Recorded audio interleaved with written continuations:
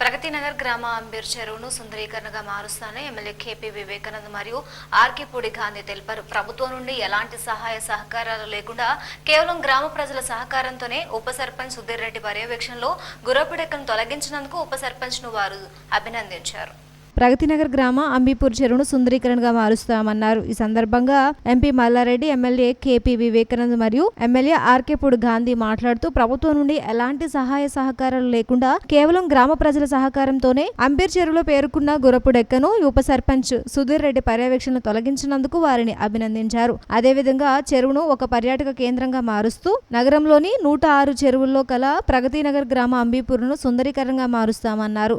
ఈ చెరువులు రోడ్డుకు ఇరువైపులా ట్రాఫిక్ వాక్ ను ఏర్పాటు చేసి చుట్టుప్రక్కల చెట్లను పెంచి గ్రామంకు ఆహ్లాదకరమైన వాతావరణాన్ని ఏర్పాటు చేసి నగరంలోని ప్రగతినగర్ అంబీపూర్ చెరువును చెప్పుకోదగ్గ సుందరీకరణగా మారుస్తామన్నారు. అదేవిధంగా ప్రగతినగర్ గ్రామానికి మా సహాయ సహకారాలు ఎప్పుడూ ఉంటాయని, ఈ చెరువు సుందరీకరణకు ఎమ్మెల్యే కేపీ వివేకానంద్ 1 లక్ష రూపాయలను మరియు ఎమ్మెల్సీ షాంబీపూర్ రాజు 1 లక్ష రూపాయలను అందజేస్తామన్నారు. ఈ కార్యక్రమంలో జిల్లా vice chairman Bongunuru Prabhakar Reddy, MPP Sanna Kavitha, గ్రామ సర్పంచ్ శాంతకుమారి, వార్డు సభ్యులు మరియు చెరువులో ఉన్న గుర్రపుడెక్కను తొలగించి వచ్చిన కార్మికులు ఇందులో పాల్గొన్నారు. 100 ఎకరాల చెరువును ఒక కాళీవాసుడు ఇంటికి 500 రూపాయల చొప్పున వేసుకొని కలెక్షన్ చేసుకొని గుర్రపుడెక్క కోసం ప్రయత్నం చేసి పని చేసినట్టే అది మామూలు విషయం కాదు. ఇది కనివి చరిత్ర మన జిఎస్ఎల్లోనే విసర్జన జరగడం చాలా గొప్ప విషయాలు. అది మీరు చేసే పని మామూలు పని అంటారు. అది ఎంత గొప్ప పని అంటే ఎవరు కలిగి జరగని ఎక్కడ కూడా జరగని పని. అది ఒక మీరు యూనిటీగా ఉన్నారు కాబట్టి, మీరు ఒక టీం వర్క్ ఉన్నారు కాబట్టి, ఒక ఫ్యామిలీ మెంబర్గా ఉన్నారు కాబట్టి, అందరూ కలిసికట్టుగా ఉన్నారు కాబట్టి అది సాధ్యమైంది. ఎందుకంటే ఏదైనా మన మనసులో సంకల్పం ఉంటే మనం ప్రయత్నం చేస్తే మనం సాధించలేని లేదు. కాబట్టి మీరు అదే మాదిరిగా సాధించారు. ఆ సంకల్పం ఉంది, అది సక్సెస్ అయింది. దానికి విన్నారు మీ సర్పంచ్ గారు కలెక్టర్ రిపోర్ట్లా ఇక్కడ గుట్కా ఉన్నది, కూల్ డ్రింక్స్ ఉంటాయి, వైన్ షాపులు ఉంటాయి, తాగేటోళ్ళు ఉండదు, బీడీ సిగరెట్ ఉంటాయి. అంత డిసిప్లిన్ మీరు కానీ అంటే నేను మొట్టమొదటిసారి ఇక్కడ వచ్చినా కాబట్టి చాలా హ్యాపీ చెప్తున్నా. రావాల్సుకొని వచ్చింది, చూడాలనిపించింది, నాకు రాసాలనిపించింది. మీకు ప్రగతి నగర్ మీకు అడ్వాంటేజ్. 2 ఎంపీలు ఉన్నారు, 2 ఎమ్మెల్యేలు ఉన్నారు, 2 ఎమ్మెల్సీలు ఉన్నారు. మీ అదృష్టం మీకు ఎంత పని అనుకుంటున్నాం. మీకు 2 ఎమ్మెల్సీలు ఉంటే వాళ్ళకి 5-5 కోట్లు వస్తాయి. మీరు పోయి అడగదు కానీ అడగండి, అమ్మ కూడా అన్నం పెట్టండి. మీరు ఇప్పుడు 2 ఎమ్మెల్సీలు ఇంకో ఎమ్మెల్సీ పేరు చెప్తారు నరేందర్ రెడ్డి, ఆయన మీకే వస్తున్నాయా? అయినా విశ్వేశ్వర రెడ్డి ఎంపీ అయితే ఎమ్మెల్సీ 25 కోట్ల రూపాయలు ఈ యొక్క అబిలిటీ డెవలప్మెంట్ ఇస్తానని చెప్పి మనకి మాట ఇవ్వడం జరిగింది.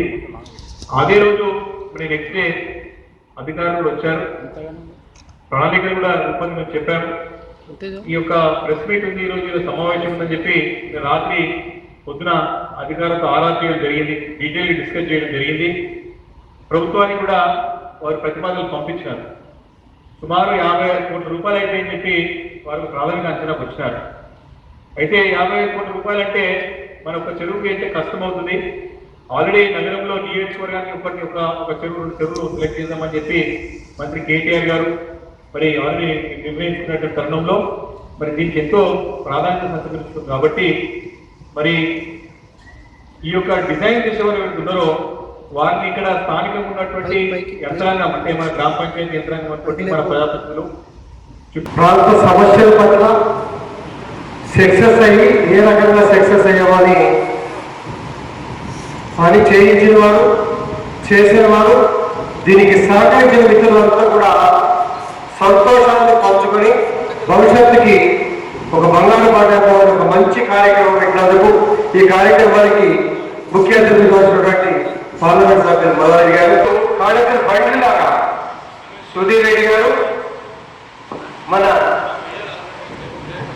దయాకర్ రెడ్డి గారు 2 ఎడ్లు ఉంటేనే కలిసి బండి నడుచుకున్నట్టుగా చెరువు అటుపక్క ఉంటారు, ఇటు పక్క ఉంటారు. పూర్తి స్థాయిలో అక్కడ చేసి కూర్చొని ప్రతి పనిని కూడా పర్యవేక్షిస్తూ